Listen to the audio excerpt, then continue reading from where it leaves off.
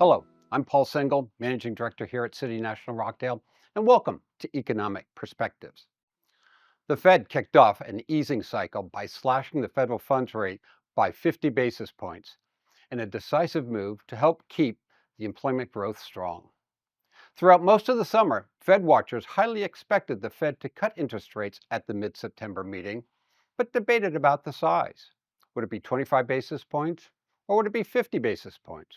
Well, the Fed decided to go big. They opted for a more assertive approach due to the cooling of labor growth and the high level of confidence that they have that inflation is headed toward their target of 2%. Let's take a look at some charts. The first chart is a column chart showing the federal funds rate since January 2022. That was just before the Fed began increasing interest rates, which they started in March. Once the Fed began increasing rates, it did so at a very brisk pace. They increased the funds rate by 525 basis points, one of the most aggressive increases in the past 50 years. In addition, they kept the funds rate at the peak level for 14 months, the second longest term in more than 50 years. Then, they made their first cut of 50 basis points and stated that they planned on another 50 basis points in cuts this year. As for the remainder of the year, there is no FOMC meeting in October, so the expectation is that there will be a 25 basis point cut at their November meeting, which was delayed a few days to be after the presidential election, and then another 25 basis points cut at their mid-December meeting. They are planning on 100 basis points in cuts next year. The timing of those cuts is not known. Just at the end of the year, the federal funds rate will be 100 basis points lower. The timing of those cuts will depend on the incoming economic data, especially labor data. Now, each quarter, the Fed provides forecasts for the unemployment rate, inflation, GDP, and the federal funds rate. I'll review those forecasts with you, starting with the unemployment rate. The columns on the right side of the chart are the Fed's expectations for the unemployment rate in the years to come. On the left side of the page is the recent history, and that's there for some context. The first column is December 2024, just before the start of 2025, which is the number you see below.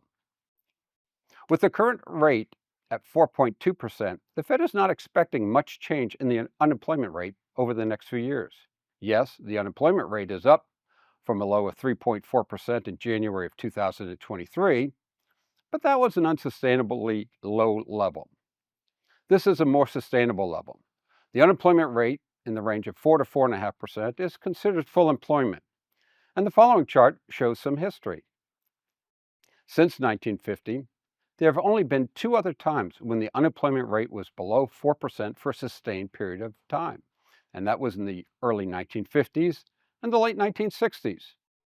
Both times, the country was at war, either in Korea or Vietnam, and back then there was a draft. So many young men were not in the pool of available workers, driving down the unemployment rate. This time, there is no draft, just a robust economy. But there is some growing concerns. They're not worries, but they are concerns. The new pace of hiring is slowing.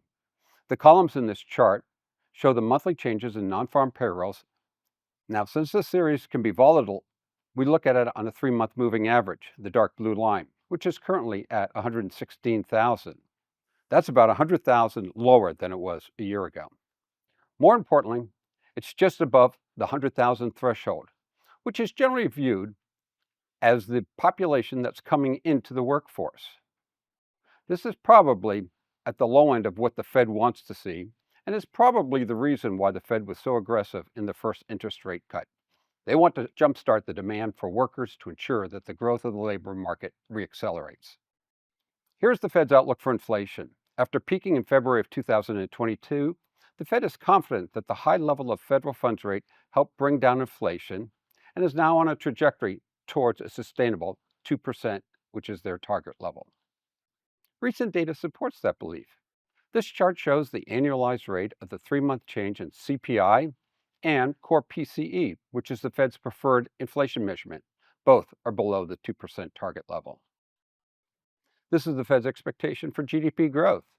It expects growth to be 2% for the next several years. a slightly slower pace than this past year's 3.1%.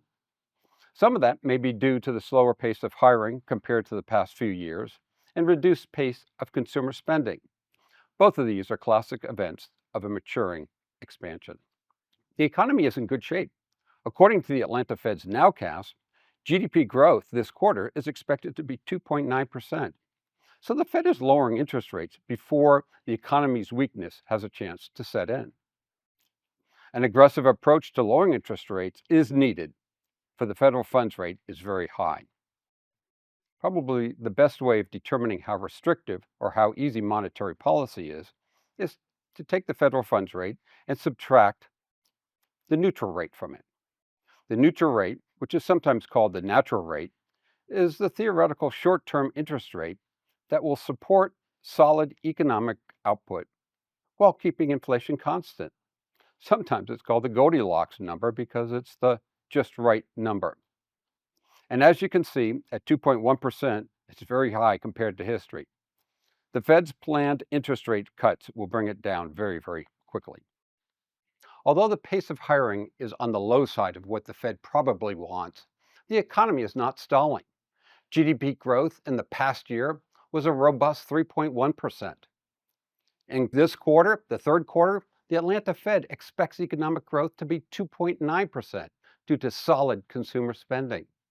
The jump-starting of the easing cycle with a 50 basis point cut and more cuts to follow, the Fed is proactively trying to ease the pressures off the economy to ensure that growth in the labor market reaccelerates.